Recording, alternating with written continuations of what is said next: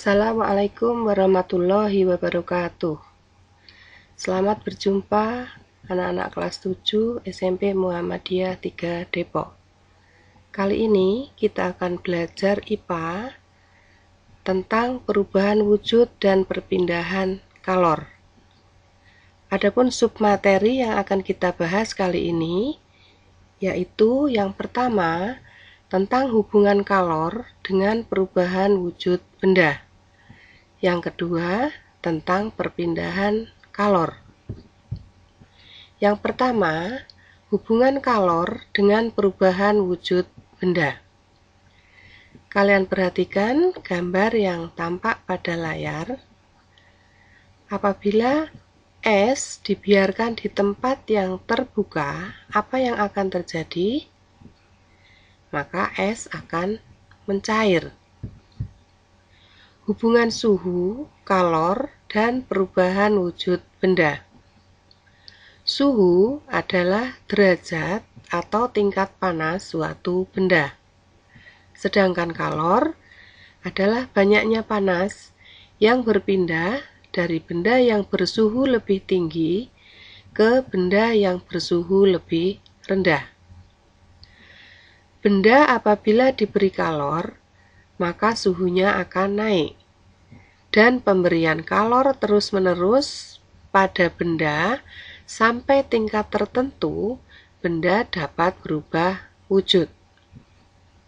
Pada es yang mencair, udara di sekitar es suhunya lebih tinggi, sehingga akan terjadi perpindahan kalor dari udara sekitar ke es, dan es berubah wujud dari padat menjadi cair, sehingga kalor dapat mengubah suhu dan wujud benda.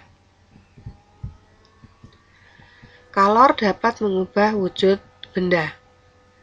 Kalian perhatikan pada skema yang tampak pada layar. Es yang berupa zat padat apabila diberi kalor atau panas, maka akan berubah menjadi air atau zat cair. Dan apabila air atau zat cair diberi kalor atau panas, maka akan berubah menjadi uap atau gas.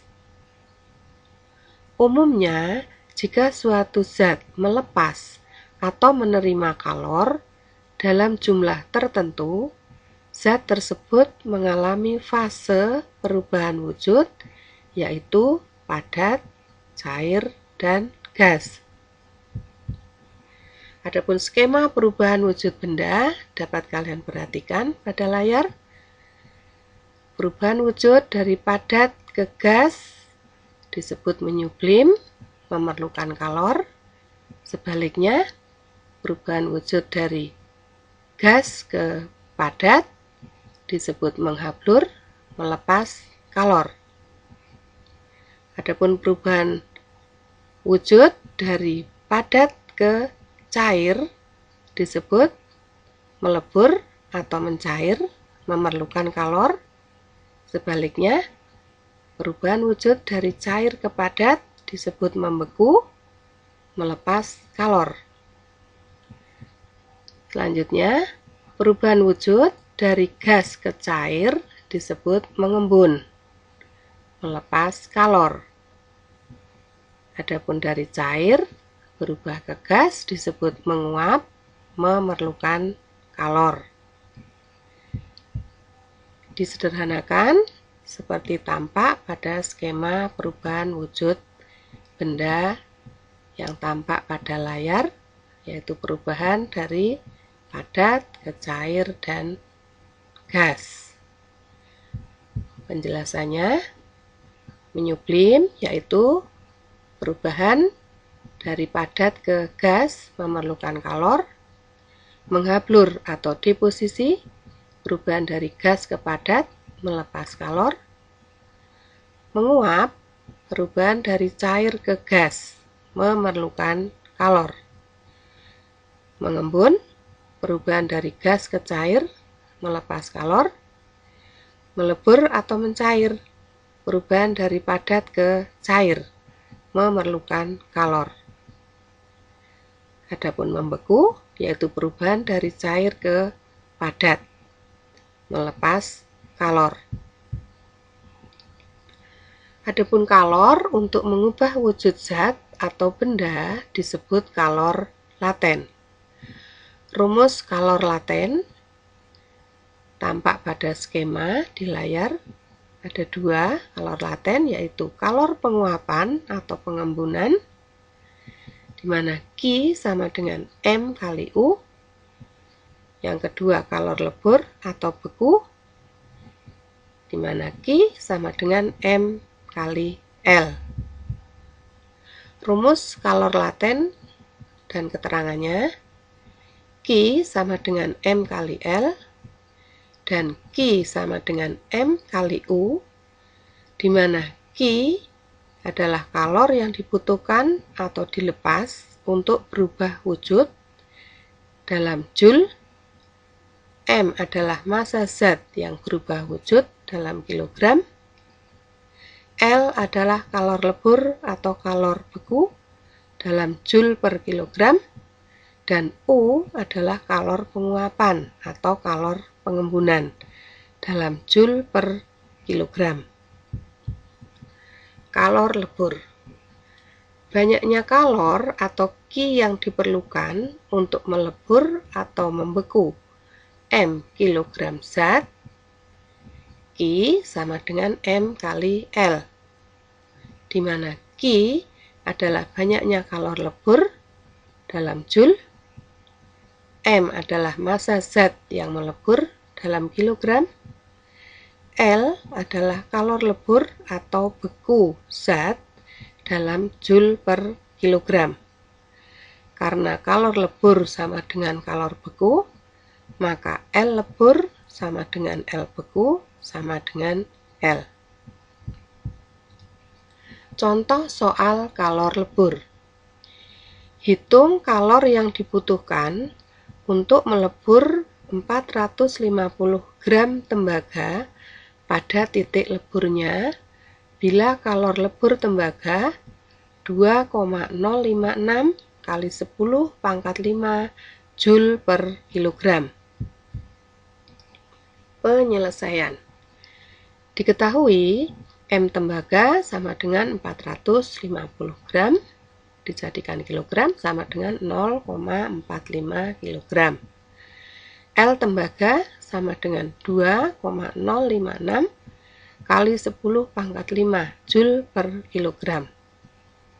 Ditanyakan kalor yang dibutuhkan atau Q.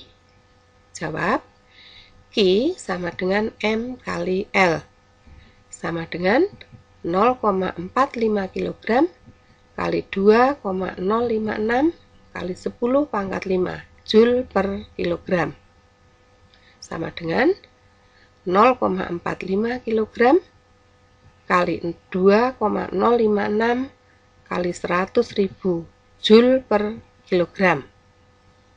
Kilogram dengan kilogram bisa dicorek sehingga hasilnya sama dengan 0,9252 kali 100.000 Joule sama dengan 92520 Joule. Jadi kalor yang dibutuhkan sama dengan 92.520 Joule. Berikutnya kalor uap. Banyaknya kalor atau Q yang diperlukan untuk menguap atau mengembun M kilogram zat, Q sama dengan M kali U, di mana Q adalah banyaknya kalor uap dalam Joule, M sama dengan massa zat yang menguap dalam kilogram, dan U sama dengan kalor uap zat dalam Joule per kilogram. Contoh soal kalor uap. Uap air dengan massa M kilogram diembunkan hingga menjadi air. Bila dalam peristiwa itu kalor yang dilepaskan oleh uap air sebesar 90 kali 10 pangkat 6 Joule dan kalor uap air 2,25 kali 10 pangkat 6 Joule per kilogram.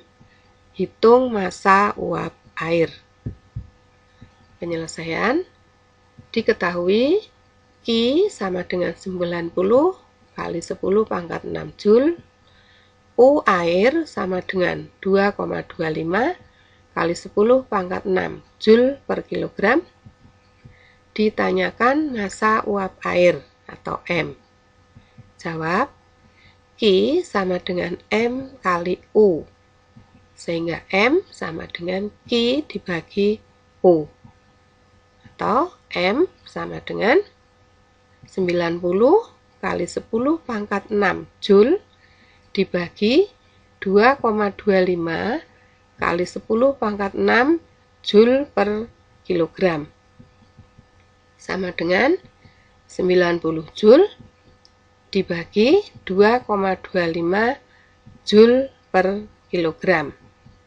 Sama dengan 9.000 Joule dibagi 225 Joule per kilogram. Sama dengan 40 kilogram. Jadi, massa uap air sama dengan 40 kilogram. Hal-hal yang mempercepat penguapan. Yang pertama, dengan memanaskan zat cair. Yang kedua, memperluas permukaan zat cair. Yang ketiga, mengurangi tekanan pada permukaan zat cair. Yang keempat, meniupkan udara di atas permukaan zat cair. 2. Perpindahan kalor. Kalor berpindah dari benda yang bersuhu tinggi ke benda yang bersuhu rendah. Kalor berpindah melalui 3 cara, yaitu konduksi, konveksi, dan radiasi. Konduksi yaitu perpindahan kalor melalui medium zat padat tanpa disertai perpindahan partikel medium zat padat tersebut.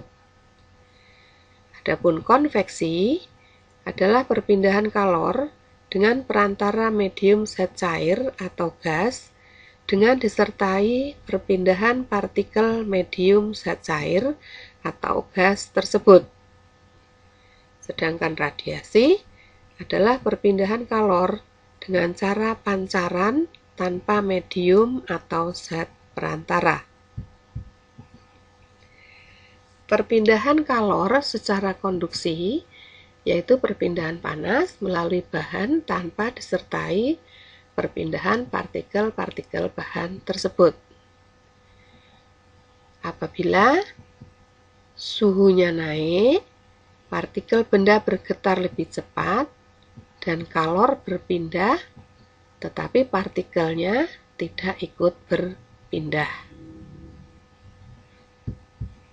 Contoh konduktor dan isolator. Konduktor yaitu penghantar panas yang baik, sedangkan isolator adalah penghantar panas yang buruk. Contoh konduktor bisa kalian perhatikan pada layar. Contohnya adalah timbal, baja, aluminium, emas, tembaga, perak. Yang semakin ke kanan, kemampuan menghantarkan kalor semakin baik. Adapun contoh isolator, yaitu air, bata, kayu, styrofoam, udara, dan hampa. Dan semakin ke kanan, kemampuan menghantar kalor semakin buruk. Konveksi adalah perpindahan kalor dari suatu tempat ke tempat lain bersama dengan gerak partikel-partikel mediumnya. Seperti tampak pada gambar, saat air bagian bawah mendapatkan kalor dari pemanas, partikel air memuai sehingga menjadi lebih ringan dan bergerak naik dan digantikan dengan partikel air dingin dari bagian atas.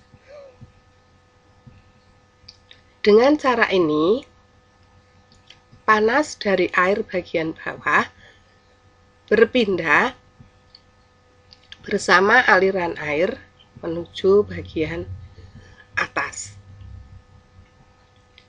Proses ini disebut konveksi. Pola aliran air membentuk arus konveksi. Contoh konveksi terjadi pada waktu memanaskan atau merebus air.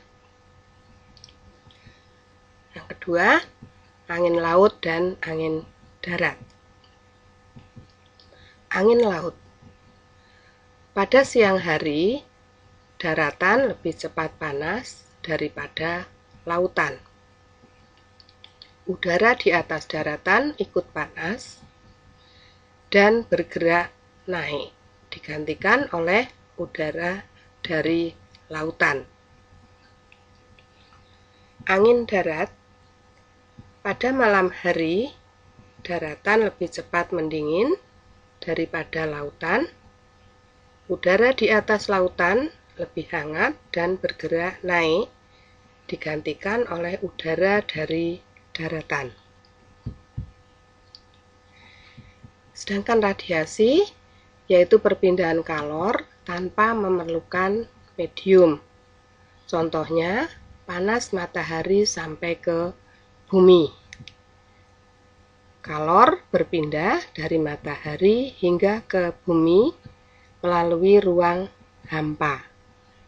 Karena tidak ada zat perantara, perpindahan kalor tersebut tidak mungkin secara konduksi atau konveksi.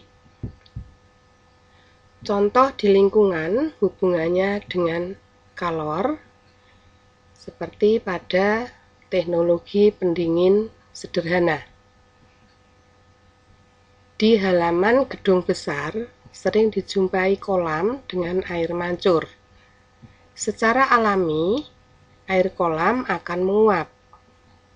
Untuk menguap, diperlukan kalor yang diambil dari udara sekitar kolam, sehingga di pinggir kolam akan terasa sejuk. Demikian pelajaran kita kali ini. Sekian, terima kasih. Assalamualaikum warahmatullahi wabarakatuh.